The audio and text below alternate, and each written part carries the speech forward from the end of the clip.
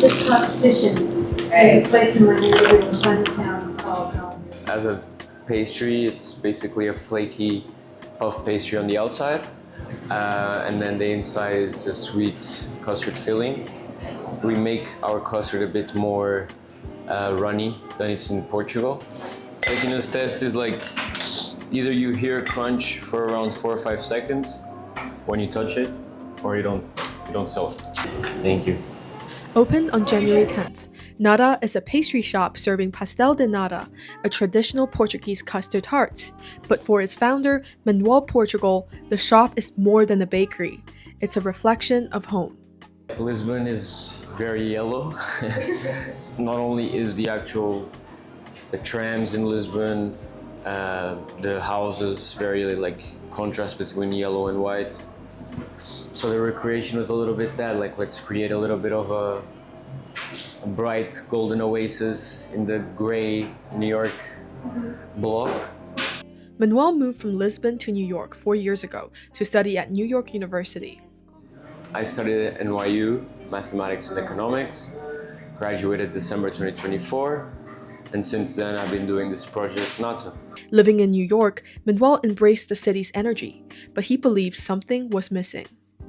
The biggest thing I missed back home is exactly that feeling of, just slowing down for a second, that you don't really get here. Everything here is very speeding up, going to your next meeting, go to your next appointment, going to your next class.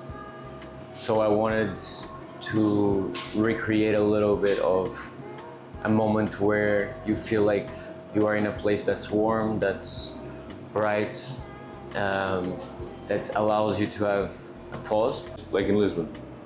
However, transforming that feeling into a business is not easy. Determined to take the idea seriously, Manuel went back to Portugal to study the crafts and learn what it takes to make nata at a high level.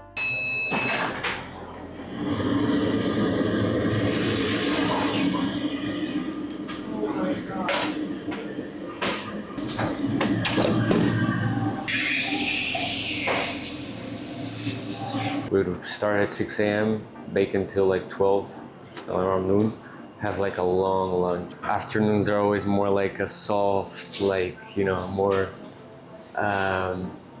tranquil moment of reflection. It's more about talking, adjusting the levels, understanding what's the next day.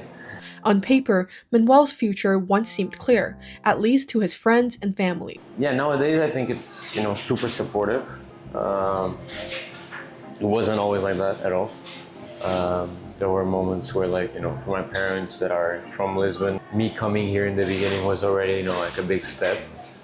And me coming here, doing 4 years of uni to then start a bakery for them was like a very, big transition. I'm, after all, a math major, so the more traditional route would be somewhere in finance or consulting. So going to baking wasn't really, an expectation that most of my friends had. When Nata opened on January 10th, Manuel's parents were standing beside him in the store, a moment that marked how far the idea and their support had come. At the start, bringing a Portuguese pastry to an American kitchen came with unexpected problems. American flour has a lot of starch. In Portugal, the flour is weaker, so what happens is the natas were coming out super doughy, very cookie.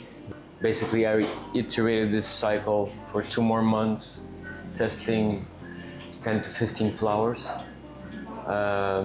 until I got one that actually integrated well with our butter. That same attention to detail still shapes how Manuel runs Nata today. Coffee manager Ines Thompson says Manuel expects perfection. He's very, very, very meticulous about the dough, about the custard, about everything that goes into it. So every bite's going to be perfect all the time. And see if they're flaky enough. For example, this one is on the borderline. This one I'm not going to sell. Okay, this is what we call a soggy bottom. We're not selling this. He threw away like 200 one day. And then seeing that, and then also seeing the customers literally coming in and being like, wow, this is the best thing ever, I have a really good feeling about this year. Just weeks into opening, Manuel is focused on growing and sustaining the business. But we're still not selling what we want to be selling. Right now, we're selling 350 natas a day. The idea would be in the next 2-3 months to be selling 500 a day, and by the end of the year, being approaching the 1,000 a day. It's better. This is my first one ever. It's really fire. See, that's why you can't have more than one.